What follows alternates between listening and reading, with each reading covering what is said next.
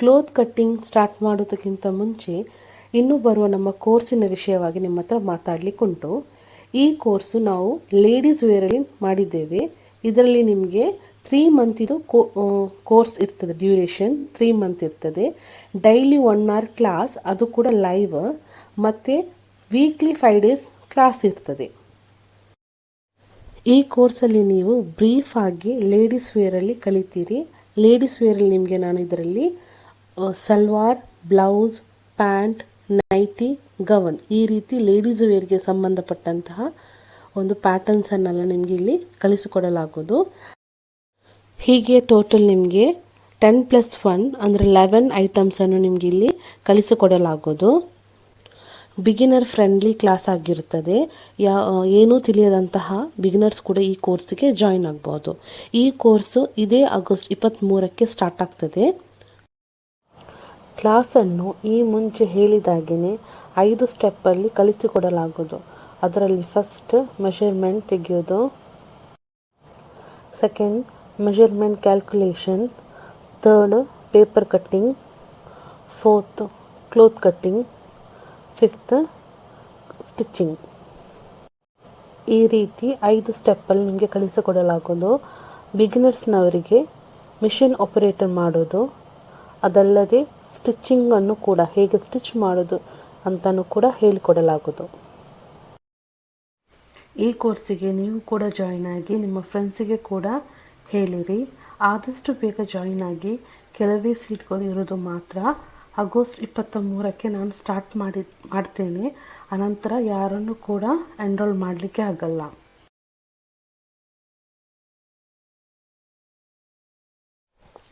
ಈಗ ನಾನು main ಕ್ಲೋತನ್ನು 4 fold ಮಾಡಿಟ್ಟಿದ್ದೇನೆ. 1 2 3 4 ಇದು 4 ಉಂಟು. ಇಲ್ಲಿ ಫುಲ್ಲು ನಮಗಿಲ್ಲಿ ಫೋಲ್ಡೆಡ್ ಸೈಡ್, ಓಪನ್ ಇಲ್ಲ. ಈ ಸೈಡ್ ಓಪನ್ ಸೈಡ್ ಇದು 1 2 3 4, ಇದು ಓಪನ್ ಸೈಡ್, ಇದು ಫೋಲ್ಡೆಡ್ ಸೈಡ್. ಇನ್ನು 4 ಫೋಲ್ಡ್ ಮಾಡಿ ನಿಮ್ಮ ಕ್ಲೋತಿನ ವಿಡ್ತ್ ಎಷ್ಟಿರಬೇಕಂದ್ರೆ, ಹೈಯೆಸ್ಟ್ ವಿಡ್ತ್ ಯಾವ ಲೈನಲ್ಲಿ ಉಂಟು ಅಂದರೆ ಚೆಸ್ಟಿದು ಲೈನಾ ಅಥವಾ ವೇಸ್ಟಿದು ವಿಡ್ತಿದು ಲೈನ, ಅದಕ್ಕಿಂತ 1 ಅಥವಾ 1.25 ಇಂಚಷ್ಟು ಹೆಚ್ಚಿಡಬೇಕು. ಒಂದು ವೇಳೆ ಅದಕ್ಕಿಂತ ಹೆಚ್ಚಿದ್ರೂ ಪರವಾಗಿಲ್ಲ, ಅದು ನಮಗೆ ಕಟ್ಟಿಂಗಲ್ಲಿ ಕಟ್ಟಾಗಿ ಹೋಗ್ತದೆ. ಇಲ್ಲಿ ನನಗೆ ಅಷ್ಟೇ ಸಿಕ್ಕಿದ್ದು, ಸೊ ಅಷ್ಟನ್ನೇ ನಾನಿಲ್ಲಿ ತೆಗೆದಿದ್ದೇನೆ. ಇನ್ನು ಲೆಂತ್ ವೇಸ್ಟಿದು ಲೆಂತ್ ಎಷ್ಟುಂಟು ಅಷ್ಟು ಮಿನಿಮಮ್ ಅಷ್ಟೇ ಇರಬೇಕು. ಮ್ಯಾಕ್ಸಿಮಮ್ ಎಷ್ಟಿದ್ರೂ ಪರವಾಗಿಲ್ಲ, ಅದು ಮತ್ತೆ ನಮಗೆ ಕಟ್ಟಾಗಿ ಹೋಗ್ತದೆ. ಇಲ್ಲಿ ನನಗೆ ನನ್ನ ವೇಸ್ಟಿದು ಲೆಂತ್ಗಿಂತ ತುಂಬ ಹೆಚ್ಚುಂಟು. ಸೊ ನಮಗೆ ಬ್ಲ್ಯಾಕ್ ಲೈನ್ ಕಾಣ್ತದಲ್ಲ, ಅಲ್ಲಿವರೆಗೆ ನನಗೆ ಮಾತ್ರ ಬೇಕಾದದ್ದು, ಉಳಿದದ್ದೆಲ್ಲ ಕಟ್ಟಾಗಿ ಹೋಗ್ತದೆ. ಇನ್ನು ನಾವು ಮೊದಲು ಇಲ್ಲಿ ಮಾಡಬೇಕಾದದ್ದು, ಯಾವುದೇ ನೀವು ಚಾರ್ಟ್ ಪೇಪರ್ ಆಗಲಿ ಅಥವಾ ಕ್ಲೋತೇ ಆಗಲಿ, ನೀವು ಮೊದಲು ಮಾಡಬೇಕಾದ್ದು ಇಲ್ಲಿ ಮಾರ್ಜಿನ್ ಲೈನ್ ಹಾಕೋದು. ಒಂದು ಅರ್ಧ ಇಂಚ್ ಕೆಳಗೆ ಬಿಟ್ಟು ನಾನು ಮಾರ್ಜಿನ್ ಹಾಕ್ತೇನೆ.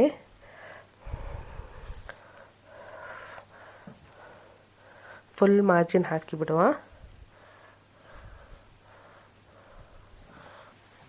ಮಾರ್ಜಿನ್ ಲೈನ್ ಆಯಿತು. ಇನ್ನು ನೆಕ್ಸ್ಟ್ ನನಗೆ ಇಲ್ಲಿರೋದು ಬ್ಯಾಕಿದು, ನಾವು ಇದು ತೆಗಿಬೇಕು ಬ್ಯಾಕಿದು.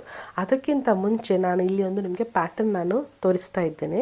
ಆ ಪ್ಯಾಟರ್ನಿಗೋಸ್ಕರ ನಾನು ಇಲ್ಲಿ ಏನು ಮಾಡ್ತಾಯಿದ್ದೇನೆ ಗೊತ್ತುಂಟಾ, ಇಲ್ಲಿಂದ ಇಲ್ಲಿಗೆ ನೋಡಿ, ಇಲ್ಲಿಂದ ಈ ಸೈಡ್ ಫೋಲ್ಡ್ ಉಂಟಲ್ಲ, ಹೀಗೆ ಫೋಲ್ಡ್ ಬರ್ತದೆ ಆ ಸೈಡು, ಮತ್ತು ಈ ಸ್ಟೀಲ್ದು ಒಂದೇ ರೀತಿ ಆಗೋ ರೀತಿಯಲ್ಲಿ ನಾನಿಲ್ಲಿ ಒಂದು 3/4 ಇಂಚ್ ಅಥವಾ 1 ಇಂಚ್ನಷ್ಟು ಎಷ್ಟು ತೆಗಿತಾ ಇದ್ದೇನೆ. ಇಲ್ಲಿ ನೀವು ಮಾರ್ಕ್ ಮಾಡಿ.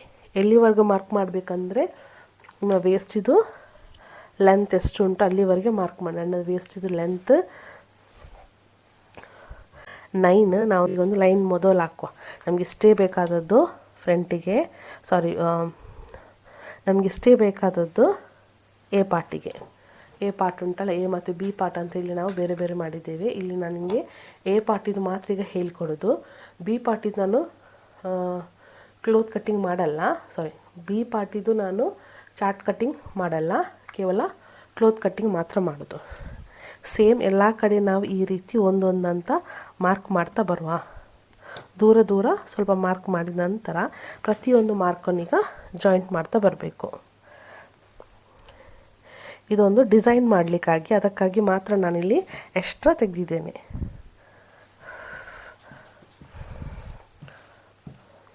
ನಂತರ ಇಲ್ಲಿಂದ ಹೀಗೆ ಇಡಬೇಕು. ಇಲ್ಲಿ ಫುಲ್ಲು ಫಿನಿಶ್ ಆಗಬೇಕು. ಇಲ್ಲಿ ನೋಡಿ ನನಗೆ ಕ್ಲೋತ್ ಮತ್ತು ಈ ಪೇಪರ್ ಒಂದೇ ರೀತಿ ಉಂಟು. ನಿಮಗೆ ಹೆಚ್ಚು ಸಿಕ್ಕಿದರೆ ಅದು ಕಟ್ಟಿಂಗಲ್ಲಿ ಹೋಗ್ತದೆ. ಇಲ್ಲಿ ನೋಡಿ ನಾನು ಯಾವ ರೀತಿ ಇಟ್ಟಿದ್ದೇನೆ ಅಂದರೆ ಈ ರೀತಿ. ಇಲ್ಲಿ ಲೈನ್ ಇಲ್ಲಿ ಇರುವಲ್ಲಿ ಚಾರ್ಟ್ ಪೇಪರಿನ ಈ ಫೋಲ್ಡನ್ನು ತಂದು ಇಲ್ಲಿ ಇಟ್ಟಿದ್ದೇನೆ. ಇಲ್ಲಿಗೆ ಇಲ್ಲಿ 1 ಇಂಚು ಅಥವಾ 3/4 ಇಂಚು ಮಾರ್ಕ್ ಮಾಡಿದ್ದೇನೆ.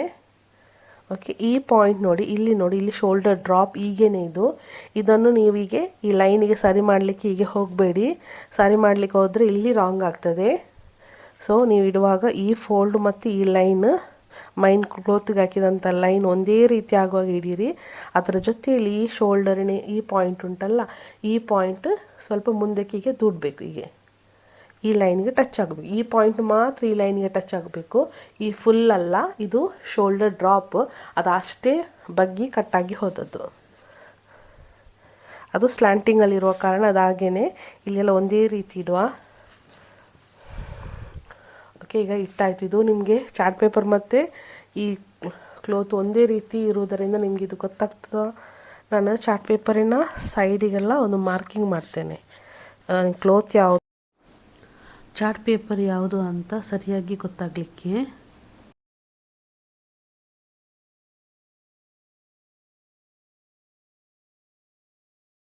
ಈಗ ನಾನು ಮಾರ್ಕಿಂಗ್ ಮಾಡಿದ್ದೇನಲ್ಲ, ಇದೆಲ್ಲ ಮಾಡಿದ್ದು ಚಾರ್ಟ್ ಪೇಪರ್ನ ಎಡ್ಜಿಗೆ ಮಾಡಿದ್ದು. ಈಗ ನಿಮಗೆ ಸರಿಯಾಗಿ ಗೊತ್ತಾಗಬಹುದು ಇದರಲ್ಲಿ ಚಾರ್ಟ್ ಪೇಪರ್ ಯಾವುದು, ಮೈನ್ ಕ್ಲೋತ್ ಯಾವುದು ಅಂತ.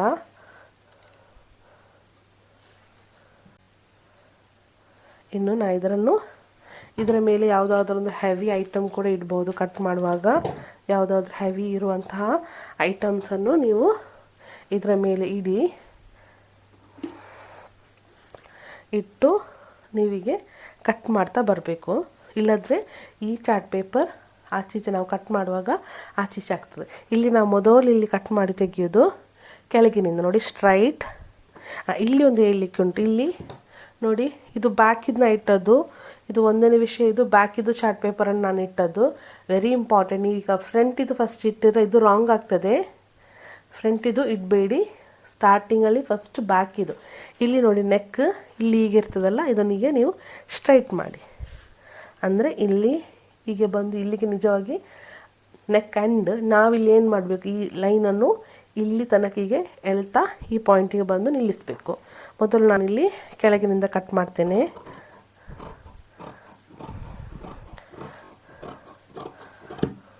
ಓಕೆ, ಇದಾಯಿತು. ಇದನ್ನು ಬೇರೆ ಮಾಡ್ತೇನೆ. ಇಷ್ಟು ಪೀಸನ್ನು ನಾವು ಬೇರೆ ಮಾಡ್ತೇನೆ. ಆನಂತರ ಇಲ್ಲಿಗೆ ಸ್ಟ್ರೈಟ್ ನೆಕ್ ಅದರ ಎಡ್ಜಿಗೆ ಕಟ್ ಮಾಡ್ತಾ ಬರಬೇಕು. ನಿಮಗೆ ಒಂದು ವೇಳೆ ಕಷ್ಟ ಆದರೆ ಉಂಟಲ್ಲ, ಮೊದಲು ಫುಲ್ ಮಾರ್ಕ್ ಮಾಡಿ, ನಂತರ ಪೇಪರ್ ತೆಗೆದು ಹೀಗೆ ಸೈಡಿಗೆ ಹೀಗೆ ಮಾರ್ಕ್ ಮಾಡಿ, ಇಲ್ಲಿ ಮಾರ್ಕ್ ಮಾಡಿ, ಮತ್ತು ಈ ಚಾರ್ಟ್ ಪೇಪರ್ ತೆಗೆದು ಬೇಕಾದರೂ ಕಟ್ ಮಾಡ್ಬೋದು. ಅದಕ್ಕಿಂತ ಬೆಟರ್ ಇದು. ನಾನೀಗ ಚಾರ್ಟ್ ಪೇಪರ್ ಮೇಲೆ ಯಾವುದಾದ್ರೂ ಒಂದು ಹೆವಿ ಐಟಮ್ ಇಟ್ಟರೆ ನಿಮಗೆ ಅದು ಕಟ್ ಮಾಡಲಿಕ್ಕೆ ಈಸಿ ಆಗ್ತದೆ. ಶೋಲ್ಡರ್ ಡ್ರಾಪ್, ನಂತರ ಹಾರ್ಮ್ ಹೋಲ್.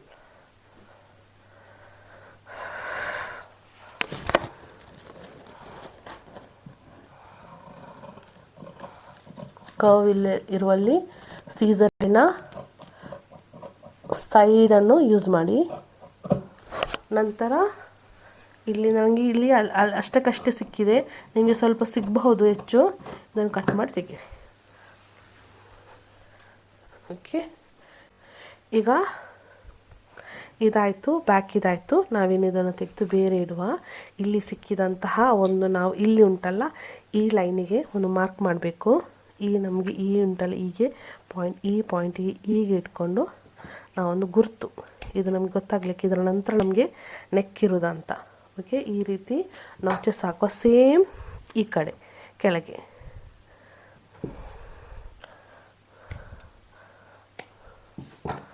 ಇದು ಎರಡಾಯಿತು. ಇದರಲ್ಲಿ ನಾವೀಗ ಏನು ಮಾಡಬೇಕಂದ್ರೆ ಒಳಗಿದು ಪೀಸ್ ತೆಗಿಬೇಕು.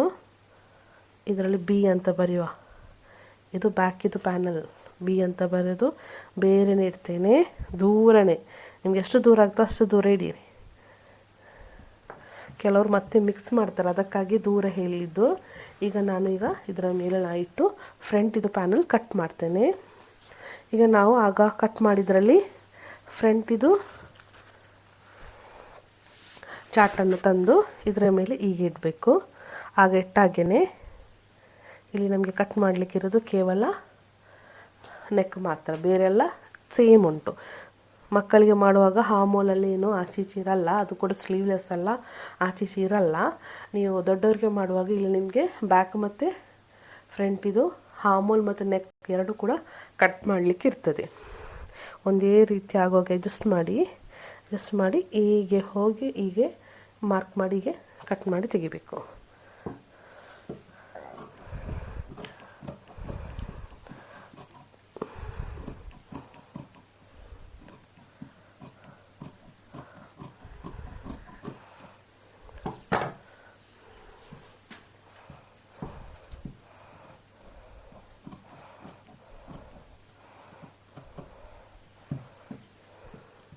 ಇನ್ನು ಈ ಭಾಗಕ್ಕೆ ನಾವೊಂದು ನಾಚಸ್ ಹಾಕುವ, ಅದು ಕಟ್ಟಾಗಿ ಹೋಯ್ತಲ್ಲ, ಇಲ್ಲಿ ಒಂದು ನಾಚಸ್ ಹಾಕಿದ್ದೇನೆ. ಈಗ ಇದು ಫ್ರಂಟಿನ ಮೈನ್ ಪ್ಯಾನಲ್, ಮೈನ್ ಕ್ಲೋತ್. ನಾವು ಮಕ್ಕಳಿಗೆ ಮಾಡುವಾಗ ನಾವು ವೇರ್ ಮಾಡಿದಾಗ ಕಾಣುವಂತಹದ್ದು. ಓಕೆ, ಇನ್ನು ನಾ ಇದರ ಲೈನಿಂಗ್ ಕಟ್ ಮಾಡಲಿಕ್ಕೆ ಉಂಟು. ಲೈನಿಂಗ್ ಕಟ್ ಮಾಡೋದಕ್ಕಿಂತ ಮುಂಚೆ ಈ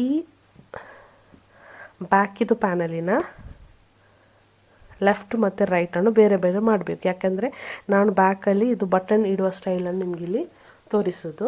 ಈಗ ಇದು ಕ್ಲೋಸ್ ಉಂಟಲ್ಲ, ಈಗ ಇದನ್ನು ಓಪನ್ ಮಾಡಬೇಕು.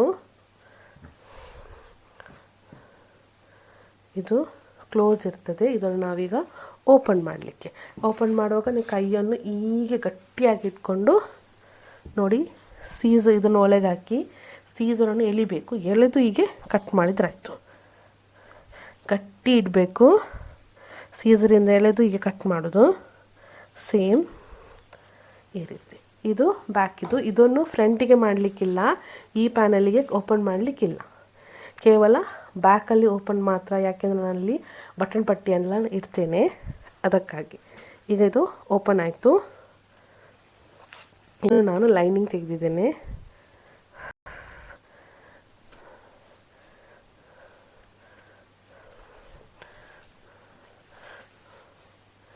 ಲೈನಿಂಗಲ್ಲಿ ಈಗ ನಾನು ಇದನ್ನು ಇಟ್ಟಿದ್ದೇನೆ, ಬ್ಯಾಕಿನ ಪ್ಯಾನಲನ್ನು.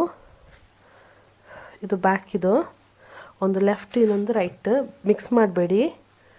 ನಿಮಗೆ ಇನ್ನೂ ಸ್ಟಿಚ್ಚಿಗೆ ಇರೋದು ಇದರ ವಿಷಯ.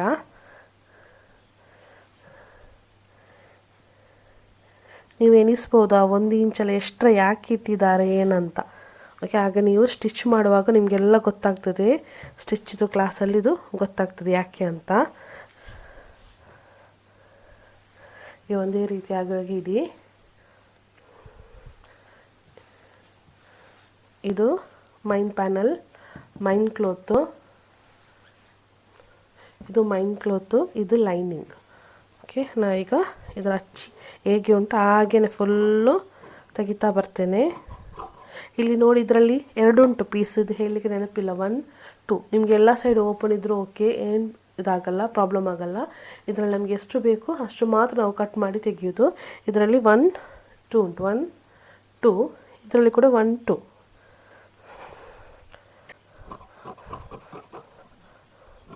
ಇದು ಬ್ಯಾಕ್ ಪ್ಯಾನಲ್ ಕಟ್ ಮಾಡಿ ತೆಗೆಯೋದು. ಇಲ್ಲಿ ಕೂಡ ಕಟ್ ಮಾಡಿ ತೆಗಿಬೇಕು.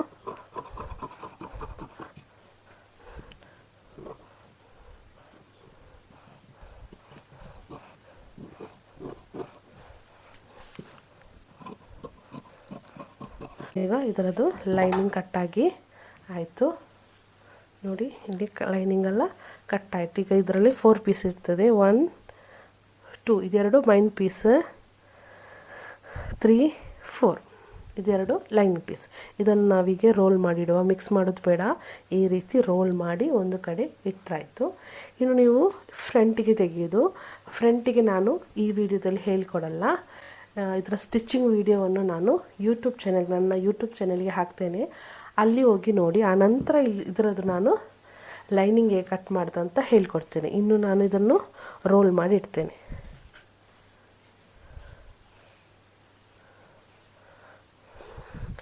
ಇನ್ನು ನಮಗೆ ಬೇಕಾದದ್ದು ಬಿ ಪ್ಯಾನಲ್ ಇದು ಕಟ್ಟಿಂಗ್.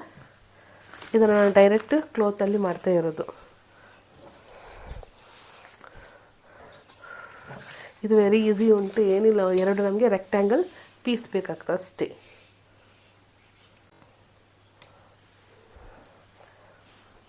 ಇಲ್ಲಿ ನನಗೆ ಪೀಸ್ ಉಂಟು.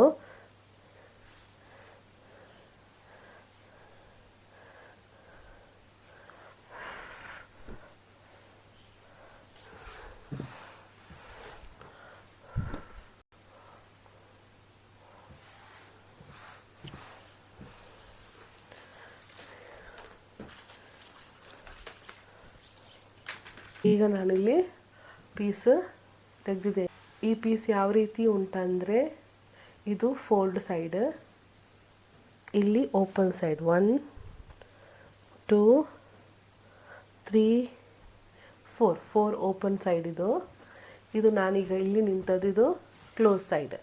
ಇನ್ನು ನಮಗೆ ಬೇಕಾದದ್ದು ಮೊದಲು ಲೆಂತ್ ನಾನು ಕಟ್ ಮಾಡೋದಕ್ಕಿಂತ ಮುಂಚೆ ಎಲ್ಲದಕ್ಕೆ ನಮಗೆ ಹೇಳಿದ್ದೇನೆ ಮಾರ್ಜಿನ್ ಹಾಕ್ತೇನೆ ಅಂತ.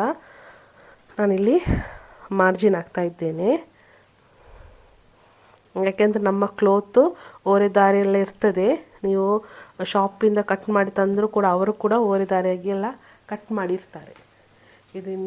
ಇದಿಷ್ಟು ಮಾರ್ಜಿನ್. ಯಾವುದೇ ಒಂದು ನೀವು ಡ್ರೆಸ್ ಕಟ್ ಮಾಡೋದಕ್ಕಿಂತ ಮುಂಚೆ ಮಾರ್ಜಿನ್ ಲೈನ್ ಹಾಕಿದರೆ ನಿಮಗೆ ಸರಿಯಾಗಿ ಕಟ್ಟಿಂಗ್ ಮಾಡಲಿಕ್ಕೆ ಆಗ್ತದೆ.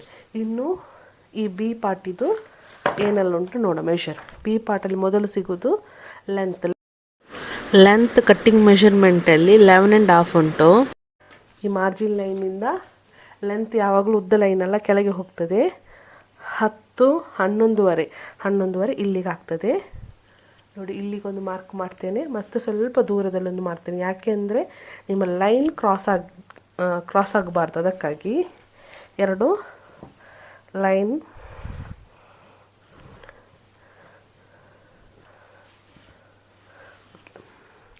ಇದು ಇಲ್ಲಿಂದ ಇಲ್ಲಿಗೆ ಲೆಂತ್ ಆಯಿತು. ನೆಕ್ಸ್ಟ್ ವಿಡ್ತ್ ನನಗೆ ಎಷ್ಟು ಬೇಕು, ನನಗಿಲ್ಲಿ ಮಿನಿಮಮಲ್ಲಿ ನಾನು ತೆಗೆದದ್ದು 20 ತೆಗೆದಿದ್ದೇನೆ.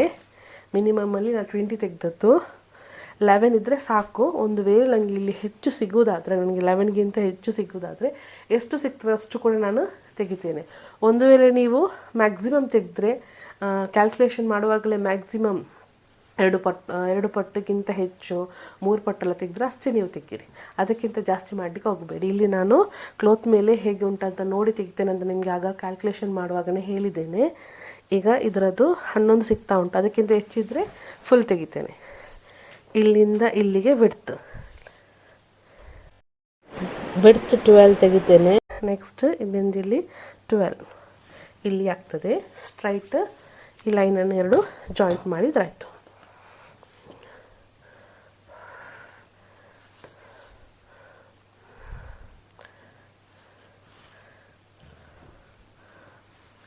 ಈಗ ನೋಡಿ, ಈಗ ಫುಲ್ ಇದರ ಮಾರ್ಕಿಂಗ್ ಆಯಿತು. ಇಲ್ಲಿ ಯಾವುದೇ ಮಾರ್ಕಿಂಗ್ ಇಲ್ಲ.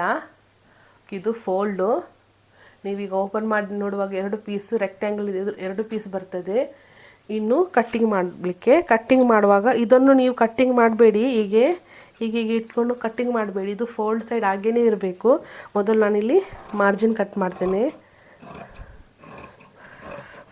ಒಮ್ಮೆ ಕ್ಲೋತ್ ಇಟ್ಟು ಮಾರ್ಕಿಂಗ್ ಆದ ನಂತರ ಯಾವುದೇ ಕಾರಣಕ್ಕೂ ನೀವೇ ಆಚೀಚೆ ಆಗಬೇಕು ವಿನಃ ಕ್ಲೋತನ್ನು ಎಳಿಬಾರ್ದು. ಒಮ್ಮೆ ತಿರುಗಿಸೋದು ಹೀಗೆಲ್ಲ ಮಾಡಬಾರ್ದು. ಹೀಗೆ ತಿರುಗಿಸೋ ಹಾಗೆಲ್ಲ ಮಾಡಲಿಕ್ಕಿಲ್ಲ. ನೀವೇ ಜಸ್ಟ್ ಹಿಂದೆ ಮುಂದೆ ಆಗಬೇಕು ವಿನಃ ನೀವು ಫೋಲ್ಡ್ ಮಾಡಿದಂತಹ ಕ್ಲೋತನ್ನು ಆಚೀಚೆ ಮಾಡಬಾರ್ದು. ಈ ಸೈಡ್ ಈಗ ಕಟ್ ಮಾಡಲಿಕ್ಕೆ ಉಂಟು. ಅದಕ್ಕಾಗಿ ನಾನು ಸ್ವಲ್ಪ ಎಳೆದದ್ದು.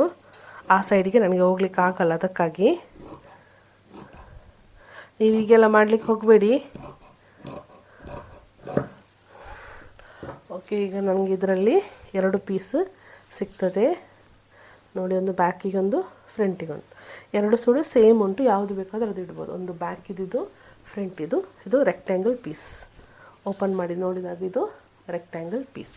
ಇನ್ನು ನನಗೆ ಟೈ ಮಾಡಲಿಕ್ಕೆ ಅಂದರೆ ಮಕ್ಕಳ ಫ್ರಾಕಲ್ಲಿ ಟೈಯಿಂಗಿಗೆ ಇರ್ತದಲ್ಲ ಅದು ಮಾಡಲಿಕ್ಕೆ ಉಂಟು.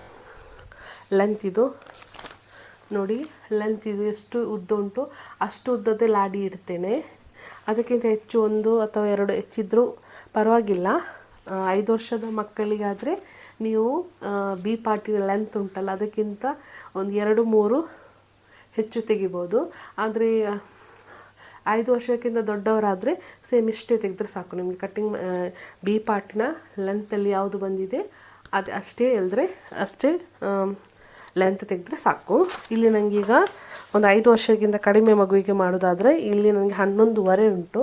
ನಾನು 2 ಇಂಚ್ ಹೆಚ್ಚು ತೆಗಿತಾ ಇದ್ದೇನೆ, 13.5 ಆಗ್ತದೆ. ಒಂದು ಮಾರ್ಜಿನ್ ಲೈನ್ ಹಾಕುವ, ಇದಕ್ಕೆ ಒಂದು ಸಣ್ಣ ಒಂದು ಮಾರ್ಜಿನ್ ಲೈನ್ ಹಾಕುವ. ಇದು ಓಪನ್ ಇರೋದು ಇಲ್ಲಿ ನೋಡಿ 2 ಉಂಟು ಇದರಲ್ಲಿ, ಒಂದು ಲೆಫ್ಟಿಗೆ ಒಂದು ರೈಟಿಗೆ 2 ಉಂಟು ಇದರಲ್ಲಿ ಪೀಸ್. ಓಕೆ, ಇದರಲ್ಲಿ 2 ಪೀಸ್ ಉಂಟು. ಇಲ್ಲಿಂದ ಇಲ್ಲಿಗೆ ನನಗೆ ಬೇಕಾದದ್ದು 13.5 ಮತ್ತು ಒಂದು ಎಕ್ಸ್ಟ್ರಾ ತೆಗಿತೇನೆ, 14.5 ಅಂದರೆ ಸ್ಟಿಚ್ಚಿಗೆ ಹೋಗ್ತದೆ. ಅದಕ್ಕಾಗಿ ನೀವು ಕೂಡ ಅದೇ ರೀತಿ ಎಷ್ಟು ತೆಗಿತೀರ ಅದಕ್ಕಿಂತ 1 ಇಂಚ್ ಎಕ್ಸ್ಟ್ರಾ ತೆಗೀರಿ, ಸ್ಟಿಚ್ಚಿಗೆ ಹೋಗ್ತದೆ. ಏನು ನಾನಿಲ್ಲಿ ಕಟ್ ಮಾಡ್ತೇನೆ. ಇದು ಲೆಂತ್ ಆಯ್ತಲ್ಲ. ಇನ್ನು ವಿಡ್ತ್ ನಾ ಇದರಲ್ಲಿ ಎಷ್ಟು ಉಂಟು ಅಷ್ಟೇ ತೆಗಿತೇನೆ. ಇದರಲ್ಲಿ ಒಂದು 3.5 ಇರ್ಬೋದು, 3.25. ಓಕೆ, 3.25 ವಿಡ್ತ್ ಅದರದ್ದು 3.25 ಇರಲಿ.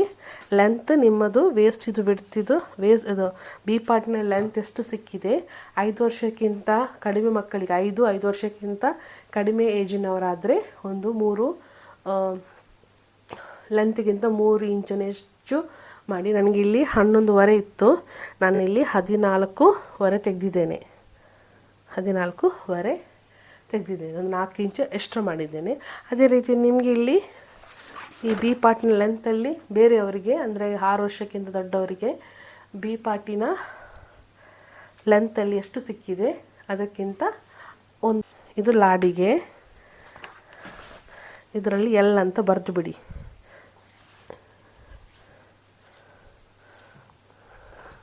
ಎಲ್ಲಿದು ಲಾಡಿಗೆ. ಇನ್ನು ಇದು 3 ಒಟ್ಟಿಗೆ ಜಾಯಿಂಟ್ ಮಾಡಿಡುವ, ಒಟ್ಟಿಗೆ ಮಾಡಿಡುವ. ಇದು ನೋಡಿ, ಇದು ಬಿ ಪಾರ್ಟಿನಲ್ಲಿ 2 ಬ್ಯಾಕ್ ಮತ್ತು ಫ್ರಂಟಿನ ಪ್ಯಾನಲ್ಗಳು. ಇದು ಲಾಡಿ, ಇದು ಫ್ರಂಟ್. ಇದಕ್ಕೆ ನನಗೆ ಇನ್ನೂ ಲೈನಿಂಗ್ ಕಟ್ ಮಾಡಲಿಕ್ಕೆ ಉಂಟಲ್ಲ ಅದು ಕೂಡ ಇದರಲ್ಲೊಟ್ಟಿಗೆ ರೋಲ್ ಮಾಡಿದ್ದೇನೆ. ಅಷ್ಟಲ್ಲದೆ ಇದು ಬ್ಯಾಕಿದು ಫುಲ್ ಫಿನಿಶಿಂಗ್ ಆಗಿದೆ. ಬ್ಯಾಕಿದು ಮತ್ತು ಬಿ ಪಾರ್ಟಿದು ಫುಲ್ ಫಿನಿಶಿಂಗ್ ಆಗಿ. ಇನ್ನು ಎ ಪಾರ್ಟಲ್ಲಿ ಬ್ಯಾಕಿದು ಮಾತ್ರ ನಮಗೆ ಲೈನಿಂಗ್ ಕಟ್ಟಿಂಗ್ ಮಾಡಲಿಕ್ಕೆ, ಅದು ನಾನು ಸ್ಟಿಚ್ಚಿಂಗ್ ಕ್ಲಾಸ್ ಮಾಡುವಾಗ ಫುಲ್ ಹೇಳ್ಕೊಡ್ತೀನಿ ಯಾವ ರೀತಿ ಕಟ್ ಮಾಡಬೇಕು ಏನು ಅಂತ.